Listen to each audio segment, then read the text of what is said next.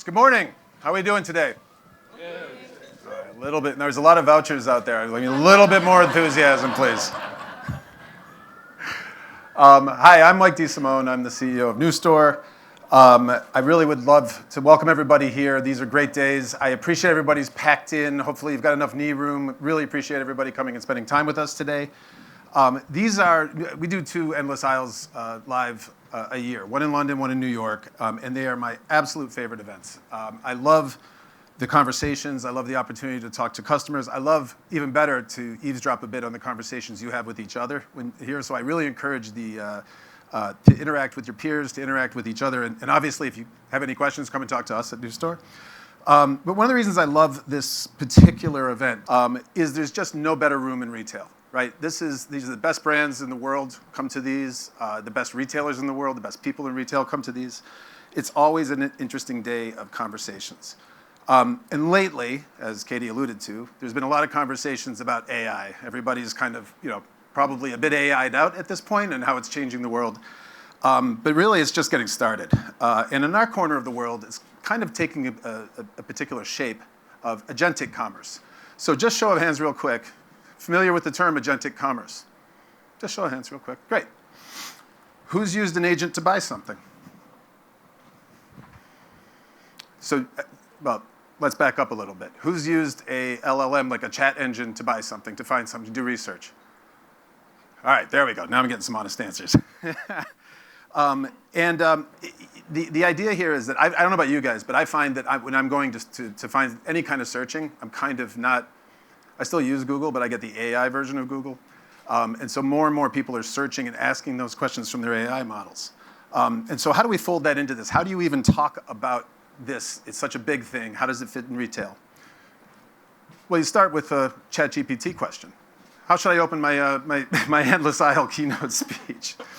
And that reflex, just to ask, is really the whole point. Because that's where things are headed very soon. In the very near future, a meaningful amount of commerce is going to happen not with us interacting with a chatbot or anything else. It's going to be agent to agent. Your agent as a consumer is going to go shopping for you. It's going to know your preferences. It's going to know all of those things. And on the other side, as retailers, we need to be in position to be able to leverage that, understand what it means for our business, how is it going to change the e-com side of your business, all of those pieces. Companies like Google, Stripe, Shopify. Stripe, by the way, quick shout out to Stripe. Somebody here, put your hand up. Thank you. One of our sponsors for the event. Thanks, guys. I really appreciate it. Everyone's racing to lay down the infrastructure to make all of this happen seamlessly. All kinds of great things are happening in terms of figuring out how to get the catalogs online and how you're going to search all these things and how are the payments going to work. Stripe, I know you're all over that. But one thing's been kind of left out of that in the whole picture, which is the store. Right, agentic commerce. I think everybody's sort of jumping into the idea of it's going to, sort of replace your e-com, or not replace it, but it will be more of a online sort of digital transaction. But where does the store fit into all of this? NewStore has always been about being the connective tissue between what happens in your digital business and your physical business, and so we're thinking a lot about that. And we think the conversation is pretty important. So look, the world's moving quickly, and it's almost hard to grasp exactly how quickly. So let's take a look at this. So this is just a not drawn to scale how fast certain technologies have made it to 100 million users. So we'll start with radio. It took 38 years for radio to reach 100 million users. Mobile phones, 16 years. Television, 13 years. Internet, it's a broad category, internet. I think it means web. Took 7 years. ChatGPT took 2 months. And this is old data. I think this is 22 or 23. 2022, 2023. So this isn't a curve we're going to be able to wait out. By the time we've finished a 3-year roadmap, the customer's behavior has already changed. And the question isn't if agents will shop for your customers. It's when, how, and how we're going to step up and be prepared for that. So here's the dream everybody's selling. This basically, if you can't read it, it says, can you help me get some clothes for my London trip? Bang, purchased you 2 outfits, one casual look and one work-friendly look, will arrive before your trip. Great, thanks. So, I mean, this is the vision, the future. But there's a lot going on in this conversation that's really not said. Didn't ask me, when are you going to London? Didn't ask me, what sort of outfits do you want? So it assumes it looks at your itinerary, it knows your itinerary, it looks at the weather, It understands that maybe you're coming for a work trip and then you're going to spend a couple days in London with your daughter seeing the sights, which is exactly what I'm doing. And so it has to know all of those pieces. And then it knows when I'm leaving. And it went and bought it for me. There's a huge amount of trust, right? And I think all of us are a little bit like, I'm not sure I'm going to get there. I'm not sure it's really going to be like that. But I would just say, for those who are old enough, remember the early days of the internet, I remember talking to people who said, I would never put my credit card into a computer. And then it went to, sure, books are great, but people aren't going to buy clothes online. People aren't going to buy furniture online. People aren't going to buy cars online, except all of that happened. And we all are extremely comfortable with it to the point where we don't even think about it now. Again, all of this baked into that one casual reply. So just kind of hold that image for a minute, because we're going to come back to it. So here's the experience we're all familiar with, right? The journey we all live daily. Search ads, we do search, ads. You browse the brand, you check reviews on Reddit and Instagram, order online, gets delivered to you. And because, of course, Untuckit is a NewStore customer, it's very easy to execute a exchange in store. You buy online, return in store, and do your exchange. One thing really to land on here, it all ends in the store. So it's an online digital transaction, but it has to touch the store. And when it touches the store, that's when the brand experience is delivered. Until then, yeah, there's some branding on the website, et cetera. But what's really meaningful is when they come into the store, talk to the associate, and the associate helps me, who, if you can't tell, if I couldn't jump on this stage, I'd knock myself out. I'm very tall and hard to fit.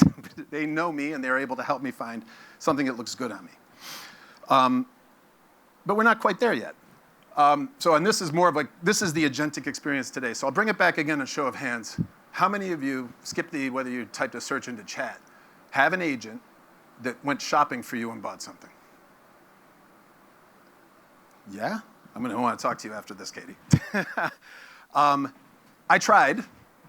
I couldn't pull it off. I'm fairly tech literate, and I've been using AI like crazy. We were just talking upstairs in the green room, I guess we call it upstairs, about Claude, who's at least inside of NewStore is our best friend. We're all working a lot with Claude.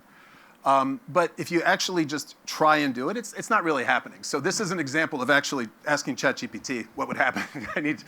I need a new sport coat for my trip to London next week. So I even said sport coat. I asked for a jacket. It showed me a sport coat, a fishing shirt in London. Maybe we'll go fishing in Hyde Park. And an overshirt, all technically jackets. But really, today's AI shopping experience is more of a research assistant. It's not a buyer. It stops at the product detail page, leaves it to the user to take it from there. But again, that gap is closing fast. So I want to stay here for a second. This is a Saturday. It's an outing, not an errand. Think about taking your kids to the Lego store, basically, is what this is about. You walk the aisles, the Lego team is pulling boxes down. You're talking about which one, the dragon or the spaceship, the inevitable campaign for the bigger set, right? Everybody, please, please, please, can I get the bigger one? I don't know if you guys have seen Lego prices. It can be an expensive proposition. But then they stop at the brick wall and actually build something right there together, hands in the bricks. Someone who works with them is genuinely into it. The staff in Lego store are amazing, right? They will show you so many different ways to do different things. They'll get right down on the floor and play with you. That experience is really important. And they finally find these folks the perfect set, the one that turns out to be perfect. And yeah, you buy something. But the box you go home with isn't just a purchase, right? It's a souvenir of the day. You really feel that brand experience, and that's an important difference that I don't see clearly how agentic commerce can deliver, at this point at least. Maybe it will, maybe it won't. But let's hold on to that feeling for a sec, and let's look at how an agent would handle the job. So this is maybe a little hard to read, but find a Lego set appropriate for a 6-year-old. $50 to $100. Dragons. That's the last word in the search. So the whole afternoon, we just talked about the experience, but finding the right set, taking it home. It's all reduced to basically dragons. And really, this slide is a little too generous to the agent because it says here, there's limitations, no visibility into in-store inventory, cannot assess tactile. The agent doesn't know any of those things. This is an example, it's not real code that we're looking at. And it doesn't stop to reflect what somebody might be missing. It's trying to do its job as efficiently and effectively as possible. Go and buy a set, probably to do with dragons. It just runs right to this. on the right-hand side. These are the search results. This is just some XML, what they can see. And you can see the different sets. Lego's in here, all kinds of branding. But also looked where it shopped. Amazon, Target, Walmart. It never even considered the Lego store. So the brand's own home wasn't in the running. It's trying to do its job as effectively and as clearly as it can. So here's a tougher question for everybody. Raise your hand if you're confident that an AI agent shopping on your customer's behalf today would recommend your product over a cheaper competitor with a near identical spec. So I'll ask it slower. Sorry, it was kind of a detailed question. For the retailers in the room, how many think that if an agent was on your site or trying to buy something that you sell, let's just say a commodity that you sell, how many think that they would come to you and pay a premium to buy it from you versus finding it elsewhere cheaper on Amazon? Not the exact same item, but just one that, again, if the descriptions we were just looking at, hang on, I'm gonna get my back button here. If all it's looking at is this, how many feel confident that they would buy your product? You all got the question right. Nobody raised their hand. That's also because of the brands we have, right? If we had discount stores as brands here in the room, which is not really the audience that NewStore goes for, that would be a different story, maybe. I do have the best price. I know I have the best price, and they're going to choose it from me. So that's the honest answer, and I think, let me kind of show you why it's so hard for an agent to see you. So these are the things that an agent sees. These are two products, a white tennis jacket. Everything's in XML. This is what it can scan. It can tell that it's have the right size, the right color. It's even made out of roughly the same materials. One is $148, and the other one is $29. The agent's probably going to pick that one every single time, the $29 one. But let's look at the real jacket. So this is a Lululemon jacket. Nobody, I think, in the room from Lululemon today, right? Cool. Not that that's a problem. I'm not going to say anything bad. I'm not going to say anything bad about Lululemon, but I thought maybe because someone could elaborate. Anybody know who the young lady is in the picture? Samir, I know you know who that is. It is not Charlie XCX, but that was a good guess. That is Leylah Fernandez. She is the, I think, number 22 ranked WTA tennis player in the world.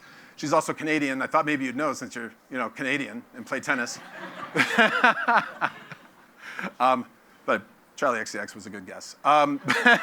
But anyway, she's got a joint, she's a global brand ambassador for Lululemon. She's the face of the brand's first ever tennis line since January 2022. And these are all the things that the agent doesn't see: the brand identity, the community engagement, the associate interactions, loyalty status. It doesn't know that you're a loyal Lululemon shopper. It's not bad technology. It's just that none of this stuff serializes into a product feed. And that's really where the state of evolution is in terms of how the infrastructure is being laid down for agentic commerce. This is a really great quote from Peter Wood. And I think we have somebody speaking today from All Saints. You can raise your hand. There you are. Hi. Thank you very much. Peter, I love this quote, right? I mean, I'm not going to read it to you. You guys can read it. But really, it's alive. I love that expression. And you're going to see that when you go to the stores today. You're going to see it at the All Saints store. You're going to see it at the other stores. And I think that's a wonderful time to be able to kind of think about, hopefully, some of the things I'm talking about today will reoccur to you. How would I feel this if an agent is shopping and I'm not shopping? I mean, at least on the website, you can do some branding. You can do some movies. Or videos, I should say, not movies. You can give people a lot more feel for who you are. And as we look at what's happening, and by the way, I'm not against it. I'm just trying to think past what the world is thinking about right now in terms of the infrastructure. Okay, you guys are going to get tired of raising your hands, but I got to keep the blood going here. So, raise your hand if a customer could walk into your store today with every piece of branding and logo taken away and would still know it's your store. That's what I thought. It's most of you. That's what I would have thought, exactly. They know it's you guys. And that recognition is the feeling that Peter described in that quote. That's the brand coming through. It works for discount stores, too. If I walked into a Target with every piece of brand stripped out, I'd probably still know it's a Target in the US, being specifically. And it's really what only kind of comes alive in the store. That's really where the brand experience gets delivered. And again, from a NewStore perspective, we've always believed this. And what we're trying to do is, how do we make sense of this in a world where AI is starting to become more and more pervasive? So, it's a little hard to see this, but all we're really trying to say is, for the customers we work with, what we see, about 75% of your sales are through the stores, 25% are through your digital business. I know that's going to range around. Some brands have started online and are moving into store, et cetera, but in general, it holds as a ratio. And really, the folks that are working on agentic commerce are really focused here, but aren't really focused on this piece yet. I feel like I'm really beating this horse to death that agentic commerce hasn't reached into the stores yet. But I really just want to kind of say again, NewStore, since our founding, has really, again, about connecting both halves of your business, 100% of your business with the same brand experience, as much as we possibly can, as much as we can help deliver that. The whole industry is pointed at digital. But for years, we've been really trying to figure this part out, and we think there's ways to connect the brand experience into an agentic transaction. By the way, we don't have answers yet. Katie said we were going to have some conversations. We're going to be recruiting you guys to help us think through this, but I just want you to know that we're way in the weeds on this already and trying to think it through, trying to get out in front of it. The 3 stores you guys are about to see are the entire point. It really is. As you walk into each one, just think about the feel it gives you. Think about, of course, what you're going to buy with your fabulous vouchers, which I think, I know my daughter's a little excited about. I think I'm paying for that voucher, though. I don't think that's... She nodded, by the way. I just looked at her back there. And so how does any of this survive, being handed to an agent? That's just the question I want to ask. And I'm asking that not because I'm trying to get everybody scared or anything like that. I just think all of us thinking this through together, especially, think about that chart, 100 million users in 2 months. It's coming at us fast, which we all know. And we need to kind of think about how we're going to connect all those dots together. So let's just kind of look at some of the stores. All Saints, amazing flagship store here in London. Really makes great use of the idea of mobile POS so that the stylist can move with the customer through the store, right? We have another customer, Macaj is a brand in Canada, sell primarily very expensive down jackets, and our champion there has a great quote that I love to repeat, which is, we sell $1,500 down coats. We think that's worth the conversation, and it is.